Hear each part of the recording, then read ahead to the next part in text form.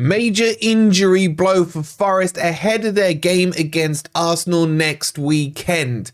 Welcome to your Forest news.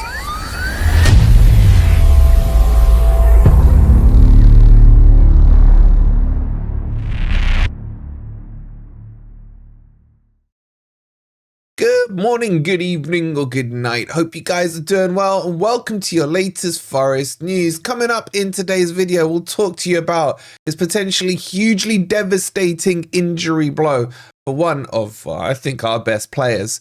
We'll tell you about a potential bid on Murillo from a European giant, and plenty of other stuff to discuss. So if you're enjoying the content, please don't forget to hit that like button. Make sure you subscribe to Forest Fan TV if you are new. And look at this beautiful prize from Football Prizes. You can win this signed frame Dominguez shirt. What a player he's been, especially in the last month. Said it to you guys all along. He's a great player.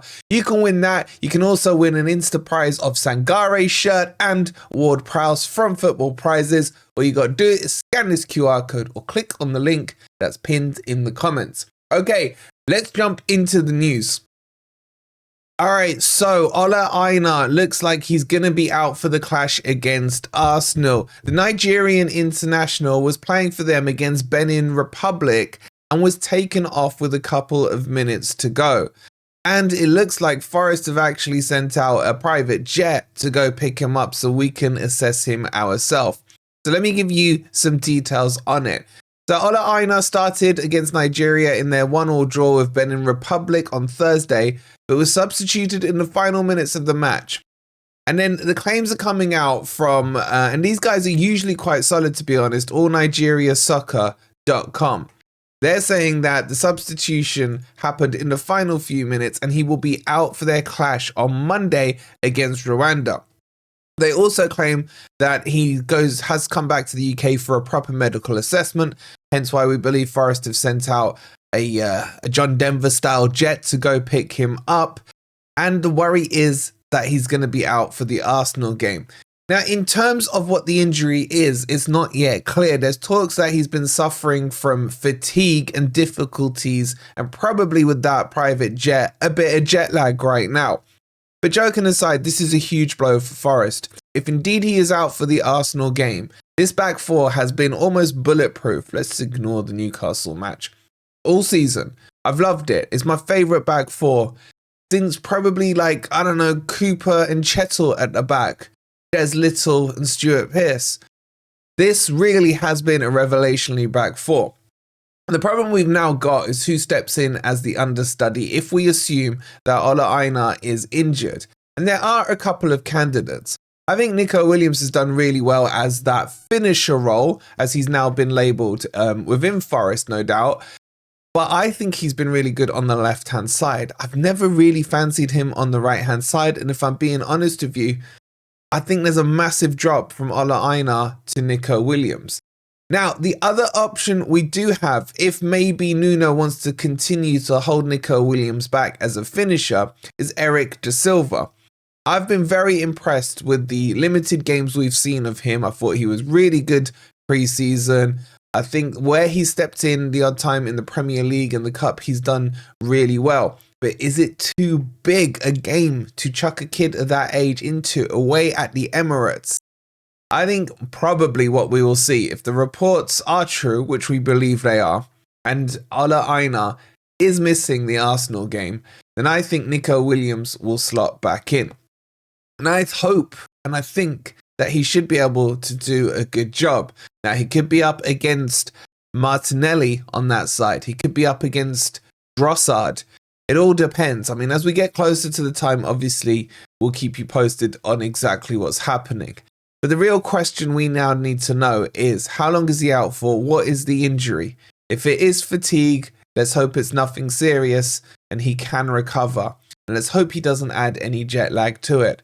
But let me get your opinions down below. Assume Ola Aina is going to miss the Arsenal game. Who would you start? Would it be Nico Williams on the right-hand side? Or would you go with Eric Da Silva? Let me know in the comments down below. Right, let's move on and talk about the latest transfer link with Murillo. Just before I do, just a quick reminder that it's my birthday bash this Wednesday at Grosvenor Casino at 7 p.m. on Maid Marian Way in Nottingham. We're paying for your entry, so it's completely free. So if you're free, go grab yourself a ticket just so we know the number's coming down. And we'll see you there. And of course, the legend Brucey will be coming as well. Should we get him to sing me happy birthday? We'll see. The links are down in the comments. Okay, let's talk about Murillo. So, there's a link now to Real Madrid with Murillo.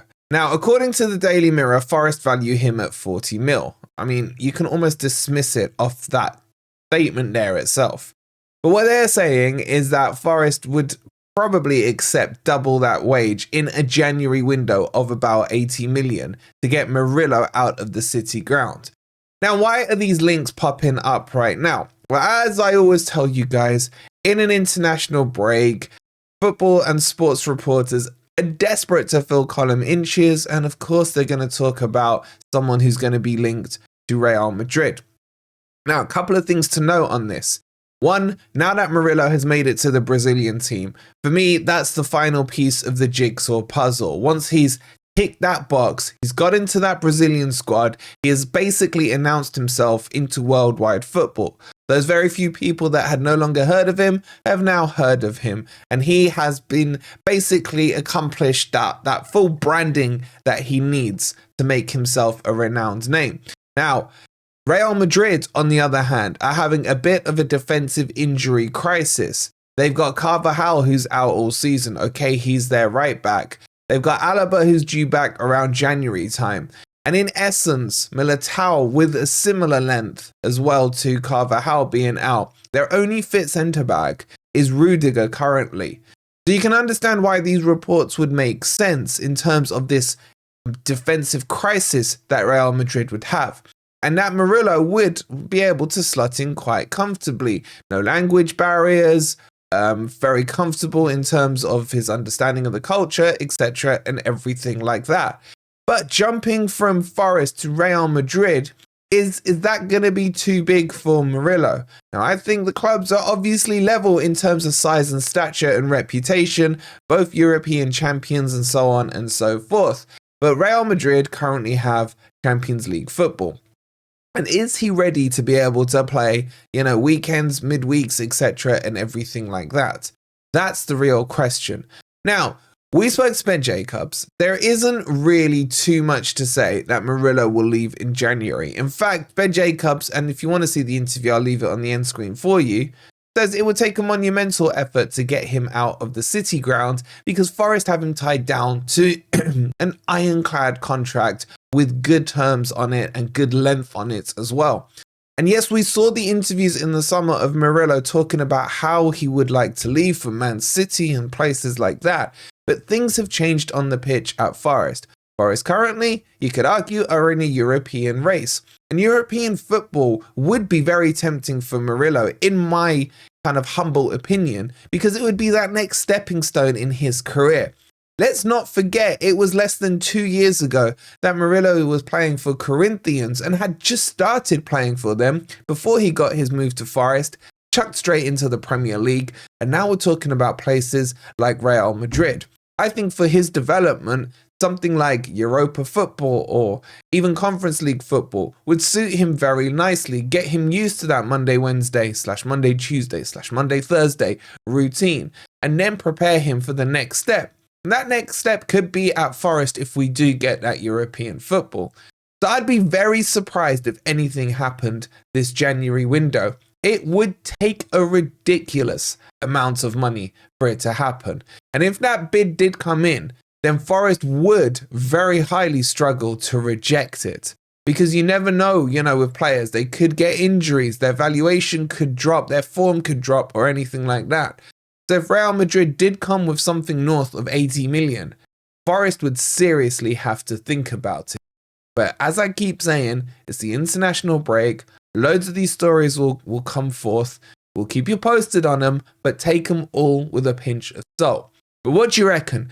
How much would it take to get Murillo out of the City ground in January and break that M&M partnership mid-season? I wouldn't let it happen. That's just too risky for me. Get your thoughts in down below. If you enjoyed the content, please don't forget to hit that like button. Subscribe to Forest Fan TV if you are new. If you want to see that full interview with Ben Jacobs, I'll leave it on the end screen. The first part is on Edu, and then we cheekily do ask him about Murillo towards the end. Thank you so much for watching. We'll see you on the next video. Get your football prizes tickets for this Dominguez shirt. Get your tickets for my birthday bash on Wednesday.